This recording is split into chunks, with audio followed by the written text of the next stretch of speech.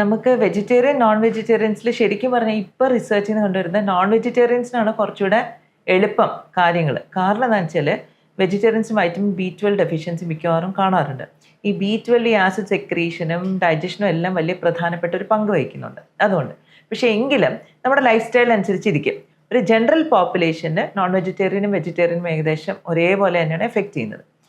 നമ്മുടെ ഫുഡിൽ എന്താണ് നമുക്ക് വേണ്ടത്, ശരിക്കും പറഞ്ഞാൽ നമുക്ക് ന്യൂട്രീഷൻ വൈസ് നമുക്ക് ദഹിപ്പിക്കാനുള്ള ഈസിനും എല്ലാത്തിനും നമ്മൾ ഏത് മീൽ എടുത്താലും അതിനകത്തൊരു പ്രൊപ്പോർഷൻ ഉണ്ടല്ലോ. നമ്മളിപ്പോൾ ഇത്തിരി നോൺ വെജ് ഉണ്ട്, അല്ലെങ്കിൽ മാംസജനമുണ്ട്, അന്നജമുണ്ട്, ഫാറ്റ് ഉണ്ട്, അല്ല ന്യൂട്രിയൻസ് എല്ലാം ഉണ്ട്.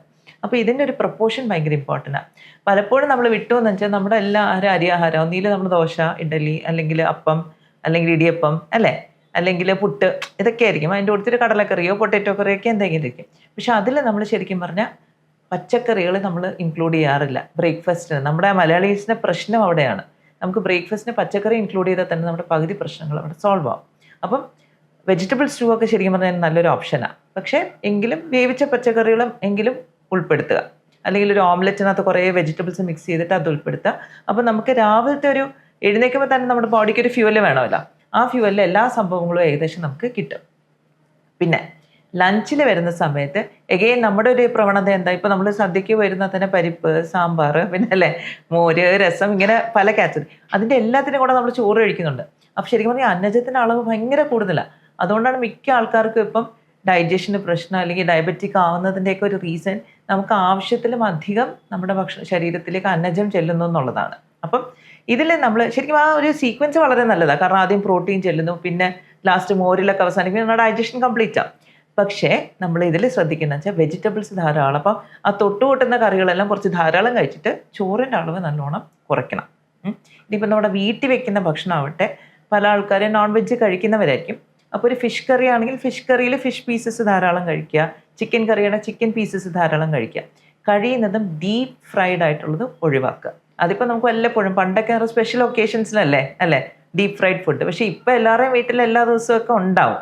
അപ്പോൾ നമ്മൾ ശ്രദ്ധിക്കണം, ഈ ഡീപ്പ് ഫ്രൈ ചെയ്താൽ അത് എണ്ണ അതിൻ്റെ ഒരു കെമിക്കൽ കോമ്പസിഷൻ മാറും, അത് ഭയങ്കരമായിട്ട് ചൂടാവുമ്പോൾ. അപ്പം നമ്മുടെ ചുറ്റുമുള്ള ഓക്സിജനുമായിട്ട് കമ്പൈൻ ചെയ്ത് അത് ഇച്ചിരി ടോക്സിക് ആവും. അതുകൊണ്ടാണ് നമ്മളത് ഡീപ്പ് ഫ്രൈ ചെയ്യേണ്ട, നിങ്ങൾ അല്ലാണ്ട് തന്നെ കറി വെച്ച് കഴിച്ചോളൂ എന്ന് പറയുന്നത് അതുകൊണ്ടാണ്. അപ്പം സ്ലോ കുക്കിങ്ങും അതിലെ എന്താ പറയുന്നത് സ്റ്റീംഡ് കുക്കിംഗ്, അതൊക്കെയാണ് ബെറ്റർ ഓപ്ഷൻസ് ഡെഫിനറ്റ്ലി. പിന്നെ ഇതിൽ നമുക്ക് മോര് വളരെ പ്രധാന, പച്ചമോര്, കാരണം അത് ഭയങ്കര പ്രോബയോട്ടിക് റിച്ചാണ്. അപ്പം നമ്മൾ പല ആൾക്കാരും നോൺ വെജ് കഴിക്കുന്നവർ ഒഴിവാക്കുന്ന, വെജിറ്റേറിയൻസ് ഇൻവേരിയബിളി തൈര് കൂട്ടും ഇല്ലേ ടുവേർഡ്സ് ദി എൻഡ്. എൻ്റെ അച്ഛനൊക്കെ അങ്ങനെയായിരുന്നു, തൈര് ഇൻ ദി എൻഡാണ്. അപ്പം നമ്മുടെ മോര് എന്തായാലും ഫുഡിൽ ഉൾപ്പെടുത്തുക. അതിപ്പം ഉച്ചഭക്ഷണത്തിൻ്റെ കൂടെ ആയിക്കോട്ടെ, ഇടനേരത്ത് കുടിക്കാൻ പറ്റണമെങ്കിൽ അങ്ങനെ ആവട്ടെ. കാരണം നമ്മുടെ കാലാവസ്ഥയ്ക്കും നല്ലതാണ്, നമുക്ക് പ്രോബയോട്ടിക് കിട്ടാനും ദഹന പ്രക്രിയയ്ക്കും എല്ലാം നല്ലതാണ്. പിന്നെ ഡിന്നറിൻ്റെ കാര്യം പറയുമ്പോൾ, ഡിന്നറ് നമ്മുടെ ഒരു പ്രവണത ഇങ്ങനെ എല്ലാവരും ജോലി കഴിഞ്ഞിട്ട് ലേറ്റ് ആയിട്ടായിരിക്കും വരുന്നത്. ഇപ്പോൾ ഒരു 7-8 ഒക്കെ കഴിയുമ്പോഴായിരിക്കും മിക്ക ഫാമിലീസും ഡിന്നർ കഴിക്കുന്നത്. പക്ഷേ ഇപ്പോഴെങ്കിലും കുറച്ച് ആൾക്കാർ കുറച്ച് നേരത്തെ ആക്കുന്നുണ്ട്. ഒരു 6 മണിക്ക് മുമ്പേ ഡിന്നർ കഴിക്കുകയാണെങ്കിൽ അതാണ് ഏറ്റവും ഉചിതം. കാരണം സൂര്യപ്രകാശം താഴെ പോയി കഴിഞ്ഞാൽ പിന്നെ നമ്മൾ റെസ്റ്റ് എടുക്കേണ്ട ടൈമാണ്. അപ്പോൾ നമ്മൾ ഫുഡൊക്കെ കഴിച്ച് കഴിഞ്ഞാൽ ദഹിക്കാൻ ബുദ്ധിമുട്ടാണ്. അപ്പോൾ ഇത് പല പേഷ്യൻസിനും നമ്മൾ കാണാറുണ്ട്. അവർ പറയും രാത്രി ഉറക്കമില്ല, എനിക്ക് ശരിയാവുന്നില്ല. നോക്കുമ്പോൾ മിക്കവാറും ലേറ്റ് ഡിന്നർ കൊണ്ടായിരിക്കും മിക്കവാറും ഉറക്കം ഡിസ്റ്റർബ്ഡ് ആകുന്നത്. അപ്പോൾ നേരത്തെ ഡിന്നർ കഴിക്കണം.